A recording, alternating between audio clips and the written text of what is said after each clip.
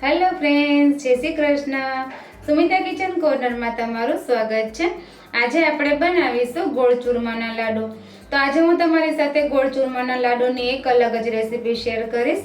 આ રેસીપીમાં આપણે મુઠિયા બનાવવાના પણ નથી અને મુઠિયાને તળવાના પણ નથી અને મુઠિયાને મિક્સર જારમાં પીસવાની પણ ઝંઝટ નથી અને એકદમ ઓછા તેલમાં અને ઓછા ઘીમાં આપણા લાડવા બનીને તૈયાર થશે. તો ચાલો બનાવીએ એકદમ ફરસા એવા અને સ્વાદિષ્ટ ગોળ ચૂરમાના લાડુ. જો રેસીપી સારી લાગે તો વિડીયોને લાઈક કરજો, શેર કરજો અને ચેનલને સબસ્ક્રાઈબ કરજો. તો ચાલો આપણે રેસીપી બનાવવાનું શરૂ કરીએ. રેસીપી બનાવતા પહેલાં મારા બધા વ્યુઅર્સ અને સબસ્ક્રાઈબરને ગણેશ ચતુર્થીની ખૂબ ખૂબ શુભેચ્છા. તો ચાલો બનાવીએ એકદમ સ્વાદિષ્ટ અને ગણપતિજીના પ્રિય એવા અલગ રીતે ગોળ ચૂરમાના લાડુ. જો રેસીપી સારી લાગે તો વિડીયોને લાઈક કરજો, શેર કરજો અને ચેનલને સબસ્ક્રાઈબ કરજો. તો આજે હું તમારી સાથે પરફેક્ટ માપ સાથે રેસીપી શેર કરીશ. તો આપણે પહેલાં માપ જોઈ લઈશું. તો મેં આ રીતે 1 કપ લીધો છે. તમે ઘરની કોઈ કટોરી અથવા તો વાટકો લઈ શકો છો આ રીતે. તો અત્યારે મેં મેજરમેન્ટ માટે આ રીતે કપ લીધો છે. આ જ કપના માપથી આપણે બધું મેજરમેન્ટ કરશું. તો કપના માપથી આપણે 1/2 કપ ઘઉંનો કરકરો લોટ લીધો છે. જે આપણે લાપસી કે ભાખરીમાં વાપરીએ તે ઘઉંનો લોટ લેવાનો છે. તે આપણે 1/2 કપ લઈ લેશું. અને મૂળના માપ માટે મેં આ રીતે ટેબલ સ્પૂન લીધી છે. તો 1 કપના માપથી આપણે 2 ટેબલ સ્પૂન તેલ એડ કરશું. તો ટૂંકમાં આપણે 5 ટેબલ સ્પૂન તેલ એડ કરવાનું છે. જો તમને માપમાં ખબર ન પડે તો કઈ રીતે મૂણ લેવું તે તમને હું આગળ બતાવીશ. તો આ રીતે મૂણ એડ કરી દઈ ત્યારબાદ તેને આપણે બરાબર લોટમાં મિક્સ કરવાનું છે. તો હથેળીથી રબ કરીને આપણે બરાબર એક કણમાં મૂણને મિક્સ કરી દઈશું આ રીતે. તો મેં તમને આગળ બતાવ્યું કે તમને ટેબલ સ્પૂનમાં ખબર ન પડે તો આપણે મુઠ્ઠી પડતું મૂણ લેવાનું છે. આ રીતે મૂણ દેવાય છે ત્યારબાદ આપણે આ રીતે લોટમાં મુઠ્ઠી બનાવીએ તો મુઠ્ઠી એકદમ સરસ પડે છે. તમે જોઈ શકો છો. તો તમને જો મૂણમાં ખબર ન પડે તો આ રીતે મુઠ્ઠી બનાવીને ચેક કરી લેવાનું. હવે આપણે ગોળનું માપ જોઈએ તો આપણે 1/2 કપ લોટ લીધો હતો તો તેના સામે આપણે 1 કપ ગોળ લેશું. તો ગોળને આપણે અલગ રીતે પ્રોસેસ કરવાની છે તે પણ હું તમને બતાવી દઉં. તો અડધા ગોળનું આપણે આ રીતે પાણી બનાવી લેશું અને અડધા ગોળને આપણે પાયમાં ઉપયોગમાં લેશું. તો આપણે 1/4 કપ ગરમ પાણી લીધું છે અને તેમાં આપણે અડધો કપ ગોળ એડ કરશું અને તેનું આપણે પાણી બનાવી લેશું. આ પાણી આપણે લોટમાં મિક્સ કરવાનું છે. તો આ રીતે ગોળ પાણીમાં ઓગળી ગયો છે. હવે તેને આપણે ગળણીથી ગાળી લેશું. હવે આ તૈયાર કરેલા ગોળના પાણીને આપણે લોટમાં બરાબર મિક્સ કરવાનું છે. તો થોડું થોડું એડ કરતા જશું અને બરાબર મિક્સ કરતા જશું. તો મસળીને આપણે એક કણમાં સારી રીતે ગોળના પાણીને મિક્સ કરી દેવાનું છે. તો આપણે 1/4 કપ ગરમ પાણી લીધું હતું તેમાં આપણે અડધા કપ ગોળ એડ કર્યો હતો અને તેનું પાણી બનાવેલું હતું. તે પાણી આપણે બધું જ લોટમાં મિક્સ કરી દીધું છે. ગોળનું પાણી એડ કર્યા પછી તમે લોટ જોઈ શકો છો આ રીતે ચીપચીપો છે અને હાથમાં પણ થોડો ચોટે છે. હવે આ લોટને આપણે બાફવાનો છે. તેને આપણે મુઠિયા નથી તૈયાર કરવાના, તેને આપણે અલગ રીતે બાફવાનો છે. તો કઈ રીતે બાફવાનો તે પણ આપણે જોઈ લઈએ. તો હવે તૈયાર કરેલા મિશ્રણને આપણે એક પ્લેટમાં લઈ લેશું અને તેને આ રીતે હથેળીથી પ્રેસ કરી દેશું. તો બધું મિશ્રણ લઈને આપણે હાથેથી તેને દાબી દેવાનું છે. આ રીતે પ્રેસ થઈ જાય ત્યારબાદ તેને આપણે બાફવાનું છે. તો આપણે સ્ટીમરમાં પાણી પણ ગરમ થવા રાખી દીધું છે. તો આ રીતે સારી રીતે પ્રેસ કરીને તેને આપણે સ્ટીમરમાં કાણાવાળી પ્લેટ રાખીને રાખી દઈશું. હવે આ પ્લેટને આપણે ઢાંકી દેવાની છે. તો ઢાંકવા માટે આપણે આ રીતે ઢાંકણ લીધું છે અને તેને આપણે કપડાથી કવર કરી દઈશું. જેથી કરીને આપણે ઢાંકીએ તો તેની સ્ટીમ બનીને પાણી અંદર ન પડે તે માટે તેને આપણે આ રીતે કપડાથી કવર કરી લેવાનું છે અને તેને પ્લેટ ઉપર ઢાંકી દઈશું. ત્યારબાદ આપણે ઢોકળિયાને પણ કવર કરી દઈશું. હવે ગેસની ફ્લેમ મીડિયમ રાખીને 15 થી 20 મિનિટ થવા દઈશું.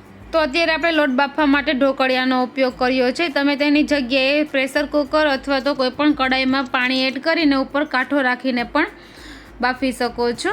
તો 20 મિનિટમાં આપણો લોટ એકદમ સરસ બફાઈ ગયો છે. ઉપરથી આપણે કવર હટાવી લેશું અને લોટ ચેક કરી લેશું. તો સાઈડમાંથી એક ટુકડો કાઢીને આપણે ચેક કરી લેશું. તો પ્લેટમાં તેને આપણે 1 મિનિટ સુધી ઠંડો થવા દેશું. ત્યારબાદ તેને આપણે ભૂકો કરી લેશું.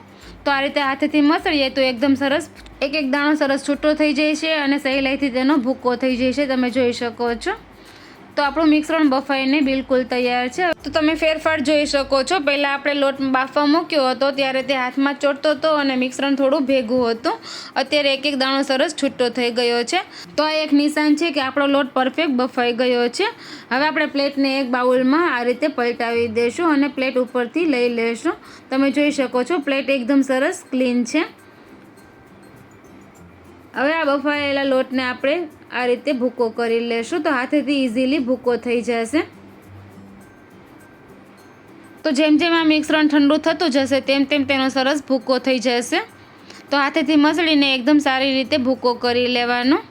તો તમે જોઈ શકો છો કે આપણે મિક્સરનો ઉપયોગ કર્યા વગર એકદમ સરસ લાડવાનો ભૂકો બનીને તૈયાર છે. જો તમારે આ ભૂકાને ચાળવો હોય તો ચાળી શકો છો, પણ અત્યારે તેને ચાળવાની કોઈ પણ જરૂર નથી. કોઈ લમ્સ રહી ગયા હોય તો આ રીતે હથેળીથી મસળશો તો એકદમ સરસ ભાંગી જશે.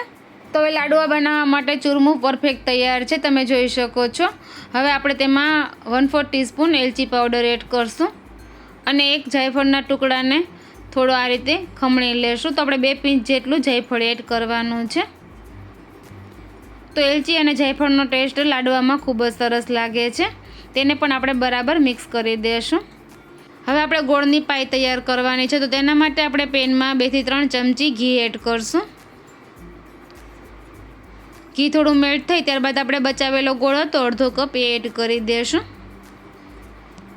તો ગોળને આપણે વધારે નથી પકાવવાનો, તેને જસ્ટ આપણે મેલ્ટ જ કરવાનો છે. ગોળ થોડો ફૂલી જાય ત્યારબાદ તેને આપણે લાડવામાં તરત જ એડ કરી દઈશું. જો ગોળ વધારે પાકી જશે તો લાડવા થોડા કડક થઈ જશે. તો તમારે ગોળની પાઈ લેતી વખતે ખાસ ધ્યાન રાખવાનું છે. ગોળને આપણે થોડો મેલ્ટ જ થવા દેવાનો છે. તો થોડા આ રીતે બબલ્સ દેખાય ત્યારબાદ આપણે ગેસની ફ્લેમ બંધ કરી દઈશું અને આ ગોળની પાઈને આપણે લાડવાના ચૂરમામાં રેડી દઈશું.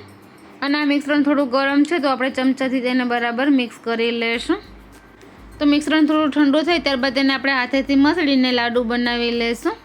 જો લાડુમાં તમને આ સમયે થોડું ઘી ઓછું લાગે તો તમે એડ કરી શકો છો. તો આપણે ઘી પરફેક્ટ છે.